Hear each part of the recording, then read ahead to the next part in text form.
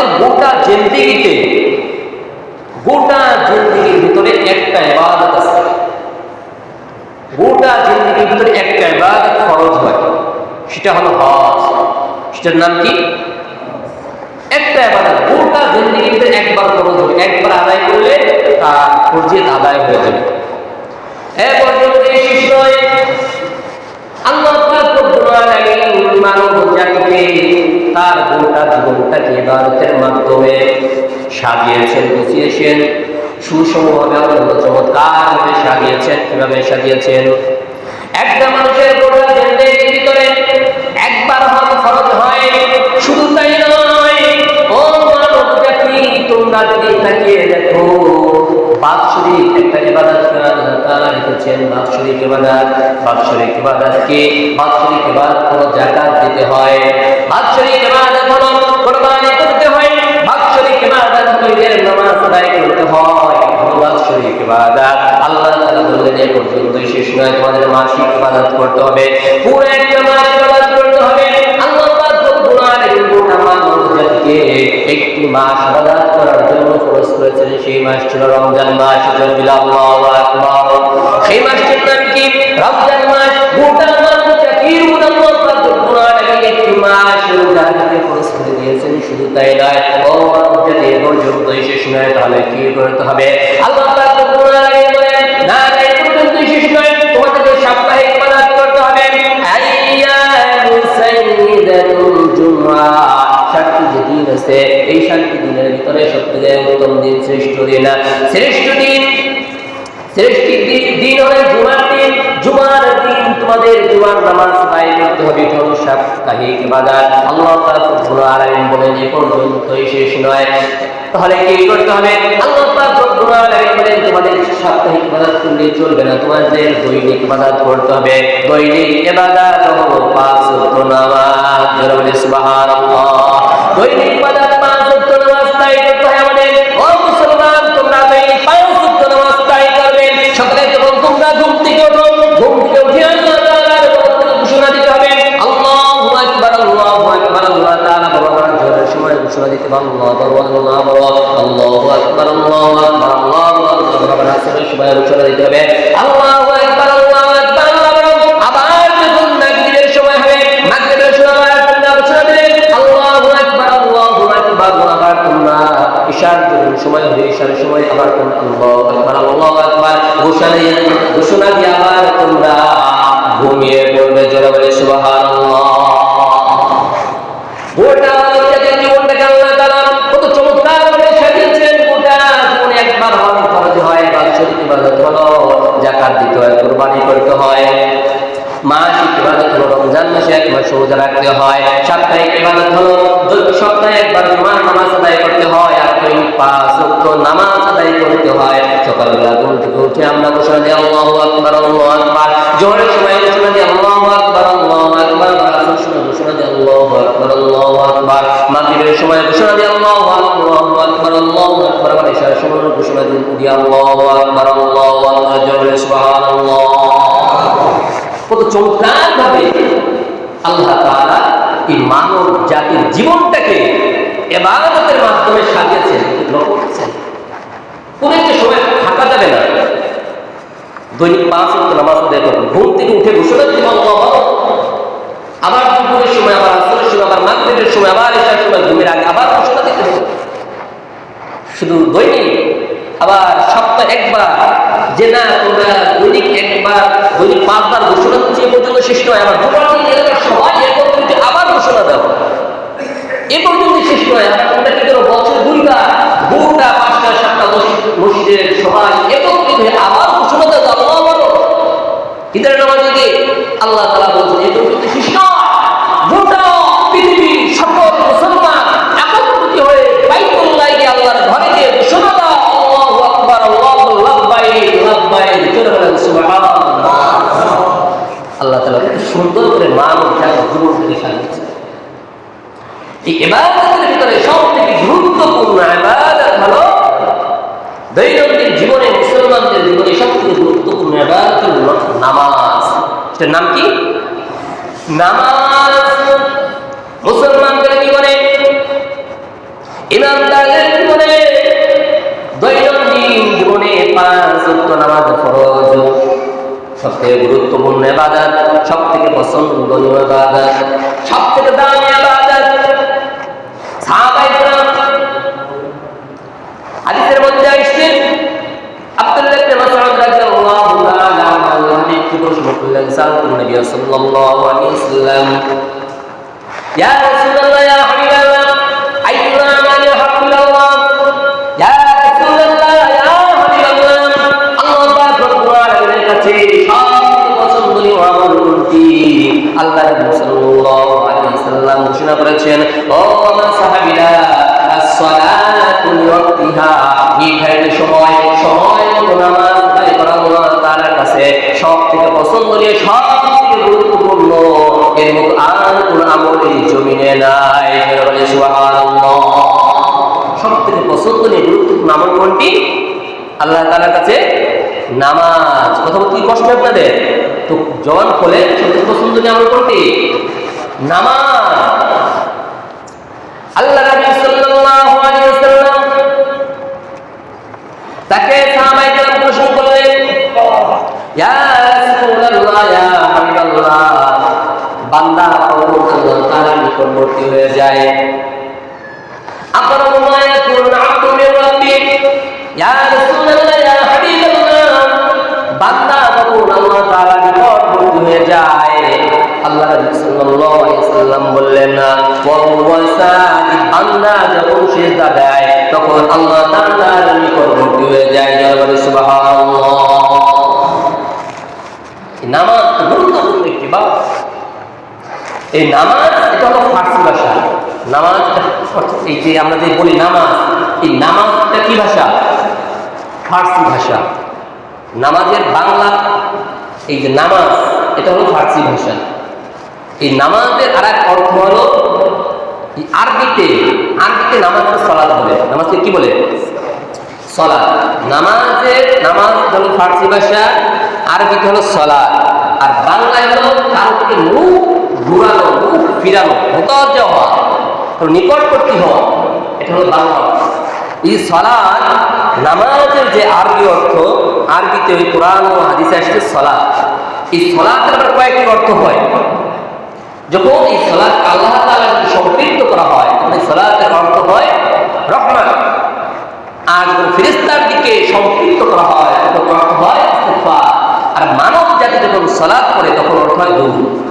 আল্লাহ পাক রব্বুল আলামিন সূরা আহজাবের ভিতরে ঘোষণা করেছেন, ইন্নাল্লাহা ওয়া মালাইকাতাহু ইউসাল্লুনা আলান নবী ইয়া আইয়ুহাল্লাযীনা আমানু সাল্লু আলাইহি ওয়া সাল্লিমু তাসলিমা। ইন্নাল্লাহা ইউসাল্লুনা আলান নবী, নিশ্চয় আল্লাহ পাক রব্বুল আলামিন তার হাবিবের উপরে রহমত বর্ষণ করেন। ওয়া মালাইকাতাহু ইউসাল্লুনা আলান নবী, আর ফেরেশতারা তার হাবিবের উপরে ইস্তিগফার পাঠ করেন। শুধু তাই নয়, ও দুনিয়ার মানব জাতি, আমি আল্লাহ হাবিবের উপরে রহমত বর্ষণ করি এবং আমার ফেরেশতারা আমার হাবিবের উপরে ইস্তিগফার পাঠ করেন। এবং গোটা মানব জাতি, ও দুনিয়ার মানুষ, তোমরা বসে থাকবে কেন? তোমরাও আমার হাবিবের উপরে দুরূদ পাঠ করতে থাকো। ইয়া আইয়ুহাল্লাযীনা আমানু সাল্লু আলাইহি ওয়া সাল্লিমু তাসলিমা। ও দুনিয়ার মানুষ, ও দুনিয়ার মানব জাতি, তোমরা আমার হাবিবের উপরে দুরূদ এবং সালাম প্রেরণ করতে থাকো। জয় বলে সুবহানাল্লাহ। তো নামাজ এটা আরবিতে সালাত, সালাতের কয়েকটি অর্থ, একটা রহমত, ইস্তিগফার, একটা দুরূদ। এই নামাজের আরেকটা হলো মুতাওয়াজ্জিহ হওয়া, কারো দিকে মুখ ঘুরানো, কারো দিকে মুখ ফিরানো।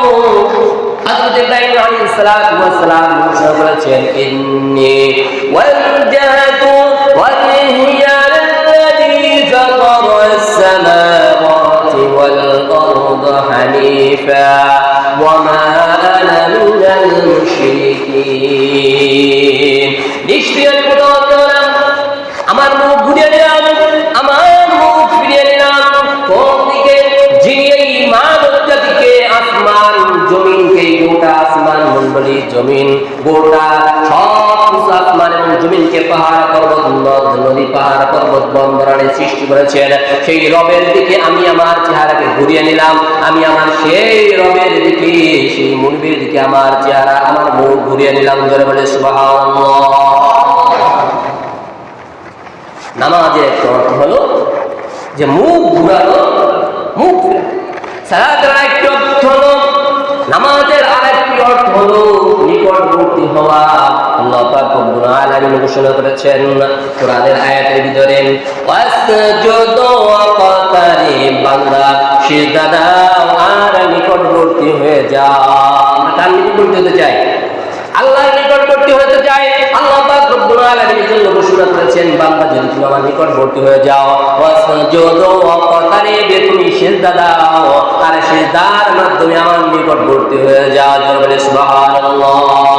হাদিসের ভিতরে আসছে আল্লাহর নবী বিশ্বনবী মুহাম্মদ রাসূলুল্লাহ সাল্লাল্লাহু আলাইহি ওয়াসাল্লাম ঘোষণা করেছেন as-সালাতু মি'রাজুল মুমিনিন সালাত হলো বান্দার জন্য মেরাজ আল্লাহ তাআলার সাথে কথোপকথনের মাধ্যম জোরে বলে সুবহানাল্লাহ। এই নামাজ শুধু আমাদের উপরে ফরজ নয় এই নামাজ শুধুমাত্র আমাদের উপরে ফরজ হয়েছে এমন নয় হযরত আদম আলাইহিস সালাতু ওয়াস সালাম এই পর্যন্ত সকল নবী এবং রাসূলের উপরে কম বেশি সবার উপরে নামাজ ফরজ ছিল এবং কিয়ামত পর্যন্ত সকল মানুষের উপরে নামাজ ফরজ থাকবে। হযরত আদম আলাইহিস সালাতু ওয়াস সালামের উপরে ফজর নামাজ ফরজ ছিল।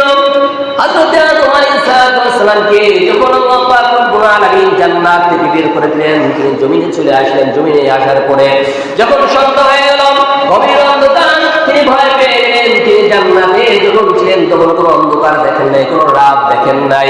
হঠাৎ করে যখন তিনি দুনিয়াতে আসলেন দুনিয়ার এই পরিবেশ বন জঙ্গল পাহাড় পর্বত নদ নদী নদী নালা খাল বিল এই অন্ধকারের ভিতরে তিনি ভয় পেয়ে গেলেন। যখন রাত গভীর হয়ে গেল এভাবে তো আস্তে আস্তে রাত শেষ হয়ে গেল ফজর উদিত হলো যখন সকাল হলো তিনি আল্লাহ তাআলার দরবারে শুকরিয়া আদায়ের মত 2 রাকাত নামাজ আদায় করলেন জোরে বলে সুবহানাল্লাহ। তার মনটা তো খুশি হয়েছিল যে রাত শেষ হয়ে দিন উদিত হয়েছে সকাল হয়েছে তখন এই খুশিতে যে 2 রাকাত নামাজ আল্লাহ তাআলার দরবারে তিনি আদায় করেছিলেন। আল্লাহ তাআলা এই নামাজকে এত পছন্দ করেছিলেন তার কাছে এতটাই দামি ছিল যে আল্লাহ তাআলা কিয়ামত পর্যন্ত সকল মানুষের উপরে এই ফজরের 2 রাকাত নামাজকে ফরজ করে দিয়েছেন জোরে বলে সুবহানাল্লাহ। জোহরের নামাজ হযরত ইব্রাহিম আলাইহিস সালামের উপরে ফরজ ছিল। হযরত ইব্রাহিম আলাইহিস সালামকে আল্লাহ পাক রব্বুল আলামিন পরীক্ষা নিলেন ও ইব্রাহিম তুমি তোমার সন্তান ইসমাঈলকে কুরবানি দিয়ে দাও। হযরত ইব্রাহিম আলাইহিস সালাম কুরবানি দেওয়ার জন্য তার সন্তানকে মিনায় নিয়ে গেলেন। মিনায় নিয়ে ছুরি চালাতে শুরু করলেন। ছুরিতে ইসমাঈল আলাইহিস সালামের গলা তার কাটনা তিনি পেরেশান হয়ে গেলেন। ইব্রাহিম আলাইহিস সালাম পেরেশান হয়ে গেলেন। আল্লাহ পাক রব্বুল আলামিন ডাক দিয়ে বললেন ওয়া নাদাইনাহু ইয়া ইব্রাহিম قد صدقت الرؤيا إنا كذلك نجزي المحسنين وفديناه بذبح عظيم ও ইব্রাহিম তোমাদেরকে আমি পরীক্ষা দিয়েছি তুমি তোমার পরীক্ষায় উত্তীর্ণ হয়েছো সুতরাং ইসমাঈলকে কুরবানি দিতে হবে না তুমি সফলকাম হয়ে গেছো। আর এভাবেই আমি নেককার মুত্তাকি ব্যক্তিদেরকে আমি পুরস্কার দিয়ে থাকি জোরে বলে সুবহানাল্লাহ। আল্লাহ পাক রব্বুল আলামিন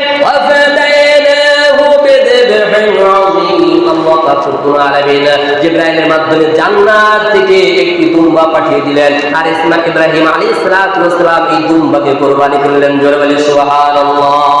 কুরবানির কাজ শেষ করে হযরত ইব্রাহিম আলাইহিস সালাম 4 রাকাত নামাজ আদায় করেছিলেন এই জোহরের সময়। আল্লাহ পাক রব্বুল আলামিন 4 রাকাত নামাজ এতটা পছন্দ করেছিলেন তার কাছে এতটাই মর্যাদাপূর্ণ ছিল যে আল্লাহ পাক রব্বুল আলামিন এই জোহরের 4 রাকাত নামাজকে আল্লাহ পাক রব্বুল আলামিন কিয়ামত পর্যন্ত সকল মানুষের উপরে ফরজ করে দিয়েছেন জোরে বলে সুবহানাল্লাহ। আসরের নামাজ হযরত ইউনূস আলাইহিস সালামের উপরে ফরজ ছিল। হযরত ইউনূস আলাইহিস সালামকে যখন আল্লাহ পাক রব্বুল আলামিন পরীক্ষা দিলেন 3টি অন্ধকারের ভিতরে আল্লাহ তাআলা নিক্ষেপ করলেন। হযরত ইউনূস আলাইহিস সালাম যখন তার এলাকা ছেড়ে অন্য এলাকা হঠাৎ করে নদীর ভিতরে তুফান শুরু হলো। ইউনূস আলাইহিস সালাম নৌকা থেকে নেমে গেলেন। নৌকা থেকে নামার পরে তাকে মাছে খেয়ে ফেললো। তিনটা অন্ধকারের ভিতরে তিনি পড়ে দিলেন। একটা হলো রাতের অন্ধকার, আর একটা হলো মাছের পেটের অন্ধকার, আর একটা হলো সমুদ্রের অন্ধকার। এই তিন অন্ধকারের ভিতরে ইউনূস আলাইহিস সালাম পরে আল্লাহ তাআলাকে ডাক দিলেন, লা ইলাহা ইল্লা আনতা সুবহানাকা ইন্নী কুনতু মিনাল যালিমিন। সকলে বলেন, লা ইলাহা ইল্লা আনতা সুবহানাকা ইন্নী কুনতু মিনাল যালিমিন। যখনই আমরা কোনো মুসিবতে পড়বো, বিপদে পড়বো, সাথে সাথে এটাকে দোয়ায়ে ইউনূস বলা হয়। এটার নাম কি? দোয়ায়ে ইউনূস। যাদের মুখস্থ আছে তো আলহামদুলিল্লাহ, যাদের মুখস্থ নাই আমরা এই দোয়াটা অবশ্যই মুখস্থ করে নেব। যখন যে কোনো মুসিবত পেরেশানিতে আমরা পড়বো, পেরেশানি চলে আসতে না আসতে আমরা এই দোয়াটি বেশি বেশি পাঠ করবো। লা ইলাহা ইল্লা আনতা সুবহানাকা ইন্নী কুনতু মিনাল যালিমিন।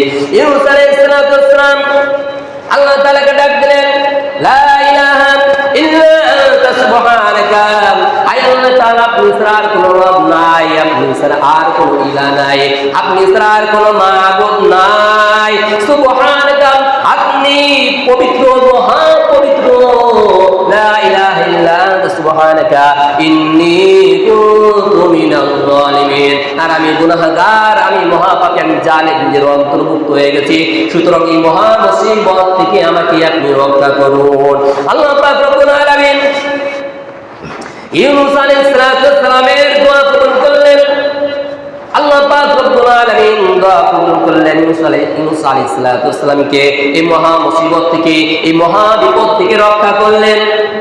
ইউনূস আলাইহিস সালামকে মাছে বমি করে পারে রেখে গেলেন। তখন তিনি সুস্থ হয়ে আল্লাহ তাআলার দরবারে 4 রাকাত আসরের নামাজ তিনি আদায় করেছিলেন।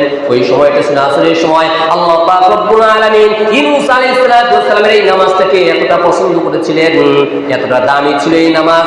এই নামাজ আল্লাহ পাক রব্বুল আলামিন কিয়ামত পর্যন্ত সকল মানুষের উপরে ফরজ করে দিয়েছেন। জোরে বলি সুবহানাল্লাহ। মাগরিবের নামাজ হযরতে ইয়াকুব আলাইহিস সালামের উপর ফরজ ছিল। হযরত ইয়াকুব আলাইহিস সালাম তার সন্তান ইউসুফ আলাইহিস সালামকে হারিয়ে তিনি কাঁদতেছিলেন। কাঁদতে কাঁদতে চার চোখ সাদা হয়ে গিয়েছিল, তিনি অন্ধ হয়ে গিয়েছিলেন। তিনি যখন হঠাৎ ইউসুফ আলাইহিস সালাম যখন মিশরে গভর্নর হয়েছিলেন, হঠাৎ করে যখন ইউসুফ আলাইহিস সালামের সাক্ষাৎ পায়, তার চোখ আবার ভালো হয়ে যায়। তখন তিনি 3 রাকাত নামাজ আদায় করেছিলেন। সেটা ছিল মাগরিবের সময়। আর এই নামাজ আল্লাহ তাআলার কাছে এতটাই পছন্দনীয় ছিল, এতটাই দামি ছিল, এতটাই গুরুত্বপূর্ণ ছিল যে কিয়ামত পর্যন্ত যত মানুষ আগমন করবে সকলের উপরে আল্লাহ পাক রব্বুল আলামিন এই মাগরিবের নামাজকে ফরজ করে দিয়েছেন। জয় বলে সুবহানাল্লাহ। এই নামাজ হযরত মূসা আলাইহিস সালামের উপর ফরজ ছিল।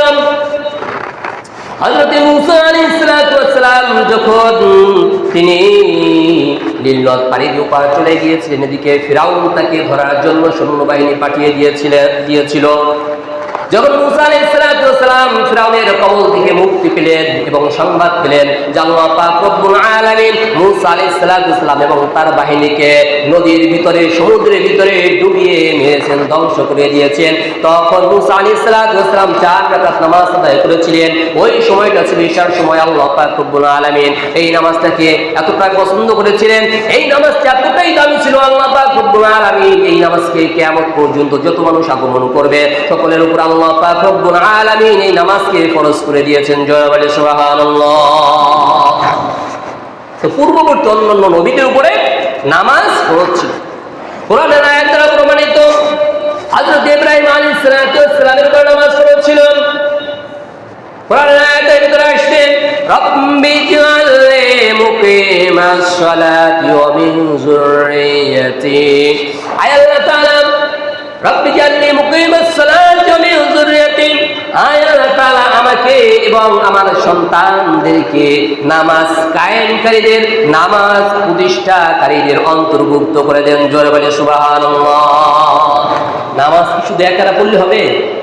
হ্যাঁ, আমাদের সন্তানদের জন্য তারা যেন নামাজ আদায় করে, তারা যেন সঠিক পথে থাকে, এর জন্য আমরা দোয়া করি। এই নবী হয়ে দোয়া করেছেন, তিনি তার নিজের জন্য দোয়া করছেন, সন্তানদের জন্য দোয়া করছেন। এর জন্য আমাদের করণীয় হলো, যখনই আমরা দোয়া করব, আমাদের নিজেদের জন্য দোয়া করব, সাথে সাথে আমাদের সন্তানদের জন্য দোয়া করবো। আমার সন্তানরা যেন নামাজ পড়ে, নামাজ তারা যেন ভালো হয়, নেককার হয়, মুত্তাকি হয়। আর এই সন্তান যখন এই দুনিয়াতে বসে নামাজ আদায় করবে, আর নামাজের পরে যখন হাত তুলে আল্লাহ তাআলার কাছে দোয়া করবে, সর্বপ্রথম দোয়া করবে মাতা পিতার জন্য, রব্বিরহামহুমা কামা রব্বায়ানি সগীরা। সবাই পড়েন, রব্বিরহামহুমা কামা রব্বায়ানি সগীরা। আপনারা এখন নামাজ পড়তে আসছেন, এই নামাজের পরে যখন দোয়া করবেন, মাতা পিতার কথা বলবেন। মাতা পিতার কথা ভুলে যাবেন? বলবেন না। ঠিক তেমনি ভাবে আমার আপনার সন্তান যখন দুনিয়াতে বেঁচে থাকবে, আমরা যখন এই দুনিয়াতে থাকবো না, তখন তারা যে নামাজ আদায় করবে, নামাজের পরে যখন দোয়া করবে, তখন তারা আমাদের জন্য দোয়া করবে, রব্বিরহামহুমা কামা রব্বায়ানি সগীরা। ইব্রাহিম আলাইহিস সালাতু ওয়াস সালাম তার সন্তানদের জন্য দোয়া করেছেন, আল্লাহ তাআলা আমাকে এবং আমার সন্তানদেরকে নামাজ কায়েমকারীদের অন্তর্ভুক্ত করে দেন। জয় বলি সুবহানাল্লাহ। হযরত ইসমাঈল আলাইহিস সালাতু ওয়াস সালাম তিনি তার পরিবারদেরকে, তার অধীনস্থদেরকে তিনিও নামাজের আদেশ করতেন। ওয়া কানা ইয়ামুরু আহলাহু বিস-সালাত, তিনি তার পরিবারকে, তার অধীনস্থদেরকে তিনিও নামাজের আদেশ করতেন। হযরত মূসা আলাইহিস সালামের উপরও নামাজ ফরজ ছিল। আল্লাহ তাআলা ঘোষণা করেন, ইন্নানি আনাল্লাহু লা ইলাহা ইল্লা আনা ফা'বুদুনি ওয়া আকিমিস সালাতা লিযিকরি। আল্লাহ তাআলা ঘোষণা করেন, ইন্নানি আনাল্লাহ, নিশ্চয়ই আমি আল্লাহ, নিশ্চয়ই আমি আল্লাহ, লা ইলাহা ইল্লা আনা, আমি ছাড়া আর কোনো ইলাহ নাই, আমি ছাড়া আর কোনো মাবুদ নাই, আমি ছাড়া আর কোনো রব নাই, আমি ছাড়া আর কোনো আল্লাহ নাই। লা ইলাহা ইল্লা আনা ফা'বুদুনি, তোমরা আমার ইবাদত করো, আকিমিস সালাতা লিযিকরি, আর তোমরা আমাকে স্মরণ করবে নামাজের মাধ্যমে। জোরে বলি আল্লাহু আকবার। কিসের মাধ্যমে স্মরণ করতে হবে? নামাজের মাধ্যমে আল্লাহ তাআলাকে স্মরণ করতে হবে। নামাজ আদায় করলে আল্লাহ তাআলাকে স্মরণ করা হবে। আল্লাহ তাআলার জন্য ঘোষণা করেছেন, আকিমিস সালাতা লিযিকরি, তোমরা আমাকে স্মরণ করো নামাজ কায়েমের মাধ্যমে, নামাজ আদায়ের মাধ্যমে। কোরআনের ভিতরে আসছে, আল্লাহ তাআলা ঘোষণা করেন, এই নামাজ যদি তোমরা কায়েম করো, তাহলে আমি তোমাদের সাথে থাকবো এবং তোমাদের গুনাহসমূহকে মাফ করে দেব এবং তোমাদেরকে জান্নাতুল ফিরদাউস নসিব করে দেব।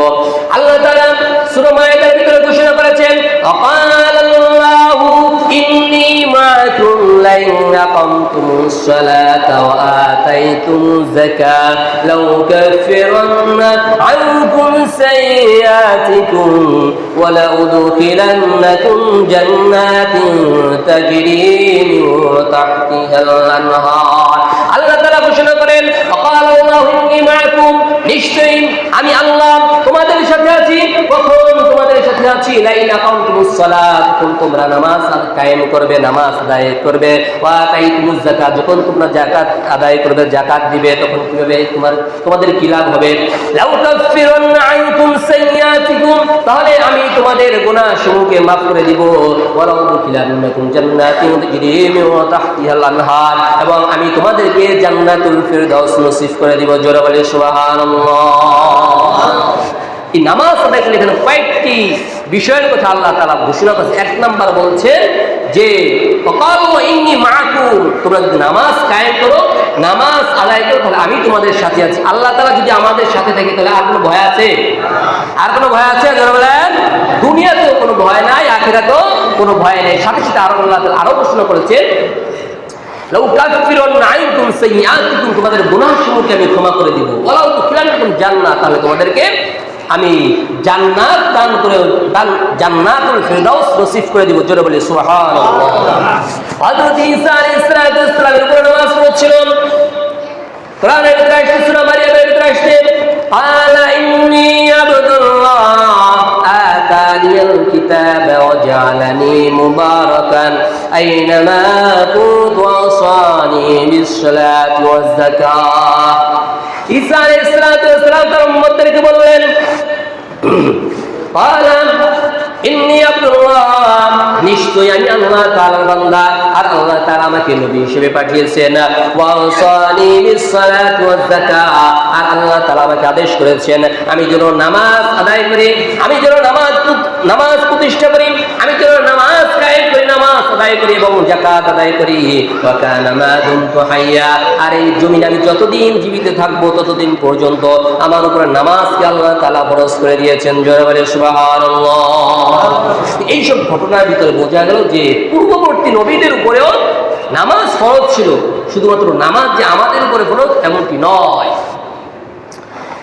মুমিন বান্দা যারা মুমিনরা সফল কাম মুমিনরা কামিয়াব মুমিন কারা আল্লাহ তাআলা সূরা মুমিনুনের ভিতরে ঘোষণা করেছেন ফাতাফলাহাল মুমিনুন আল্লাযীনা হুম ফি সালাতিহিম খাশিউন মুমিনরা সফল কাম মুমিনরা কামিয়াব আল্লাযীনা হুম ফি সালাতিহিম খাশিউন মুমিন হলো ওই সকল বান্দা যারা খুশু খুদুর সাথে বিনয়ের সাথে নামাজ আদায় করে নামাজ কায়েম করে তারা হলো মুমিন আর ওই সকল মুমিনরা সফল কাম আর মুমিনদের জন্যই রয়েছে জান্নাতুল ফিরদাউস যারা মুমিন তারা যথাযথভাবে বিনয়ের সাথে নামাজ আদায় করে বিনয়ের সাথে নামাজ কায়েম করে উলাইকা হুমুল ওয়ারিসুন আল্লাযীনা ইয়ারিসুনাল ফিরদাউস হুম ফিহা খালিদুন উলাইকা সালাওয়াতুন ইউহাফিজুন যারা নামাজকে সংরক্ষণ করে হেফাজত করে এর অর্থ হলো নির্ধারিত সময় যখন কোনো বান্দা নামাজ কায়েম করে নামাজ আদায় করে আর তাদের জন্য রয়েছে আল্লাযীনা ইয়ারিসুনাল ফিরদাউস হুম ফিহা খালিদুন আল্লাহ পাক রব্বুল আলামিন ওই সকল বান্দাদেরকে জান্নাতুল ফিরদাউস নসিব করে দিবেন জোরে বলে সুবহানাল্লাহ জান্নাতুল ফিরদাউস আল্লাহ পাক রব্বুল আলামিন এই বান্দাদেরকে নসিব করে দিবেন দান করে দিবেন এই নামাজ শুধু ঘরে বসে একা আদায় করলে হবে না রাস্তাঘাট দোকানপাটে আদায় করলে হবে না আল্লাহ পাক রব্বুল আলামিন ঘোষণা করেছেন ওয়া আকিমুস সালাতা ওয়া আতুজ যাকাতা ওয়ারকাউ মা'আর রাকিঈন ও দুনিয়ার মানুষ তোমরা নামাজ কায়েম করো তোমরা নামাজ প্রতিষ্ঠা করো এই নামাজ শুধু একা আদায় করলে হবে না ওয়ারকাউ মা'আর রাকিঈন এই নামাজ আদায় করতে হবে জামাতের সাথে জোরে বলি সুবহানাল্লাহ জামাত নামাজকে একা আদায় করতে হবে নামাজ আদায় করতে হবে মসজিদে এসে জামাতের সাথে নামাজ কায়েম করার কথা বলা হয়েছে কায়েম বলতে কি বোঝায় জামাত বলতে কি বোঝায় একজনের নামাজ আদায় করলে কি জামাত হবে হ্যাঁ একজনের নামাজ আদায় করলে জামাত হবে না যখন অনেকজন মিলে একসাথে একত্রিত হয়ে সমবেত হয়ে নামাজ আদায় করবে এটাকে জামাত বলা হয় আর আল্লাহ তাআলা একথাই ঘোষণা করেছেন তোমরা রুকু করো যারা রুকু করে তাদের সাথে রুকু করো রুকুকারীদের সাথে এর দ্বারা বোঝা যায় যে নামাজ কায়েম করতে হবে নামাজ প্রতিষ্ঠা করতে হবে নামাজ আদায় করতে হবে জামাতের সাথে মসজিদে এসে নামাজ আদায় করতে হবে এই নামাজ শুধুমাত্র একা একা আদায় করলে হবে না আল্লাহর হাবিব বিশ্বনবী জনাব মুহাম্মদ রাসূলুল্লাহ সাল্লাল্লাহু আলাইহি ওয়াসাল্লাম ঘোষণা করেছেন আওলাদাকুম বিস-সালাতি ওয়া হুম আবনাউ সাব'i সিনিন তোমরা নামাজ কায়েম করো এবং সাথে সাথে তোমাদের সন্তানদেরকে নামাজের আদেশ করো তোমাদের অধীনস্থ যে সন্তান আছে তাদেরকে তোমরা নামাজের আদেশ করো যখন তাদের বয়স 7 বছর হয়ে যায় 7 বছর যখন সন্তানদের বয়স হয়ে যায় 7 বছর বয়সে উপনীত হয় তখন সন্তানদেরকে নামাজের আদেশ করো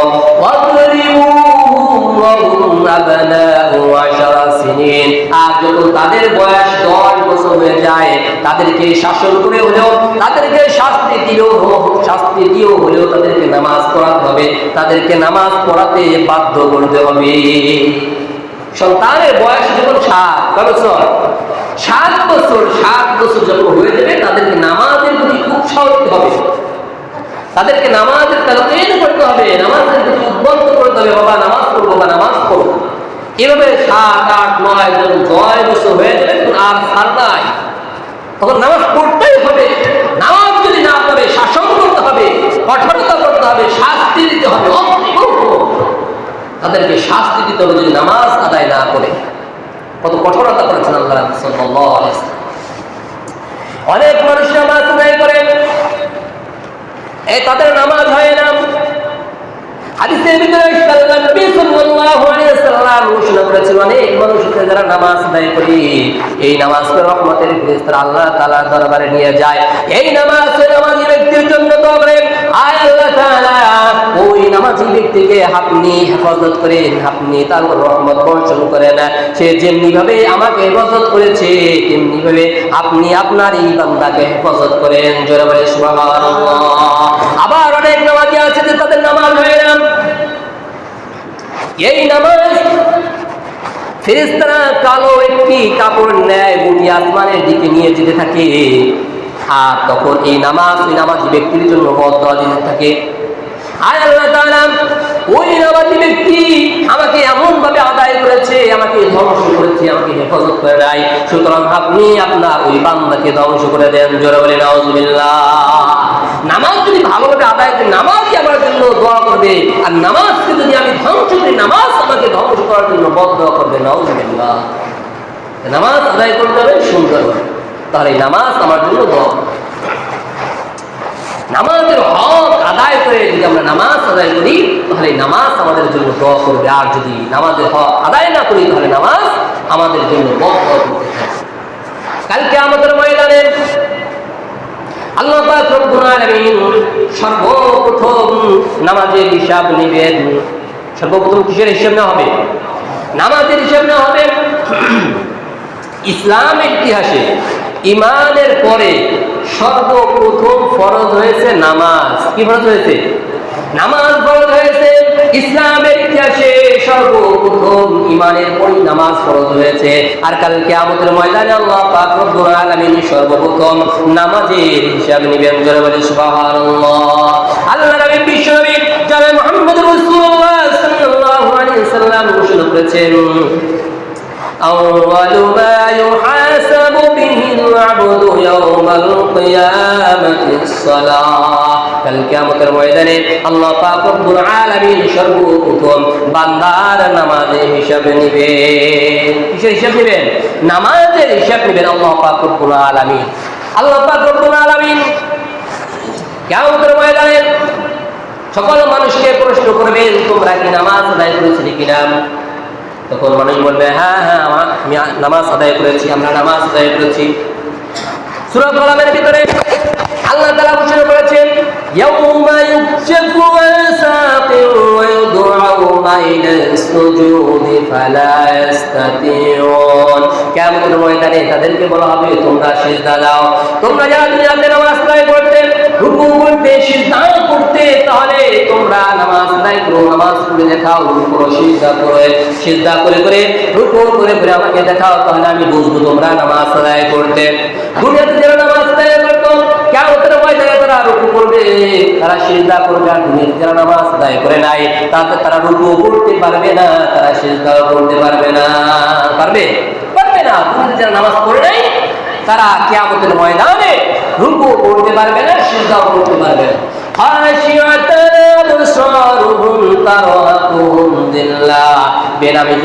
কিয়ামতের ময়দানে লাঞ্ছিত হবে, অপমানিত হবে। নাউজুবিল্লাহ। নামাজিরা রুকু করবে, সিজদা করবে, তাদেরকে আল্লাহ পাক রব্বুল আলামিন জান্নাত দান করবেন। আর যারা নামাজ আদায় করে নাই তাদেরকে আল্লাহ পাক রব্বুল আলামিন কি শাস্তি দিবেন? জাহান্নামীদেরকে প্রশ্ন করা হবে, ইয়াতাসাআলুনা আনিল মুজরিমিন, ও জাহান্নামীরা, মা সাবাকাকুম ফি সাকার, কোন জিনিস তোমাদেরকে জাহান্নামে নিয়ে এসেছে? কোন জিনিস তোমাদেরকে নামাজে, কোন জিনিস তোমাদেরকে জাহান্নামে নিয়ে এসেছে? জাহান্নামীরা বলবে, মা সালাকাকুম ফি সাকার, ক্বালু লাম نك من المصلين ولم نك نطعم المسكين দুনিয়াতে আমরা নামাজ আদায় করতাম না আর অসহায় দরিদ্র মানুষদেরকে খানা খাওয়াতাম না। তো যারা নামাজ তাই না করবে তারা কোথায় যাবে? কোথায় যাবে? তারা জাহান্নামে যাবে। তাদের আর রক্ষা নাই। যারা বেনামাজি হবে, যারা নামাজ আদায় করবে না, তাদেরকে আল্লাহ পাক রব্বুল আলামিন কিয়ামতের ময়দানে জাহান্নাম দেবে। যারা পাঁচ ওয়াক্ত নামাজ গুরুত্ব সহকারে সময় মতো নির্ধারিত টাইম আদায় করবে, আল্লাহ পাক রব্বুল আলামিন তাদের জন্য 5টি পুরস্কার রেখেছেন। কয়টি পুরস্কার? 5টি পুরস্কার আল্লাহ পাক রব্বুল আলামিন তাদের জন্য রেখেছেন। একটি পুরস্কার হলো দুনিয়াতে তার রিজিকের কোনো অভাব থাকবে না। আর কোনো টেনশন আছে? নামাজ আদায় করলে দুনিয়াতে তার কোনো রিজিকের অভাব নাই। জোরে বলি সুবহানাল্লাহ।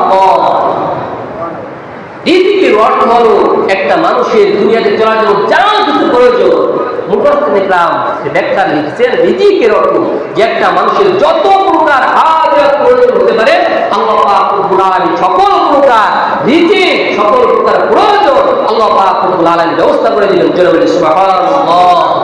এটা হলো রিজিকের একটা অর্থ। দুনিয়ায় তার রিজিকের কোনো অভাব থাকবে না, কবরে তার কোনো আযাব হবে না, কবরে আযাব ঘটাইয়া দিবেন। 3 নম্বর পুরস্কার হলো যে তার আমলনামাকে ডান হাতে দেওয়া হবে। 4 নম্বর পুরস্কার হলো পুলসিরাতকে বিজলির আকারে পার করে দেওয়া হবে। 5 নম্বর পুরস্কার হলো তাকে বিনা হিসাবে জান্নাতুল ফিরদাউস নসিব করে দিবেন। জোরে বলি সুবহানাল্লাহ। এজন্য নামাজ আদায় করা দরকার আছে কিনা?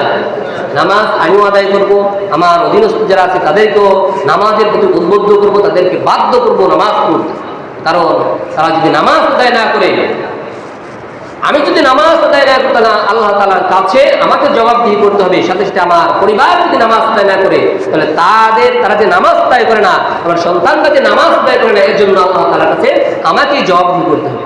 আল্লাহ পাক রব্বুল আলামিন আমাদেরকে 5 ওয়াক্ত নামাজ গুরুত্ব সহকারে সময় মতো আদায় করার তৌফিক দান করেন।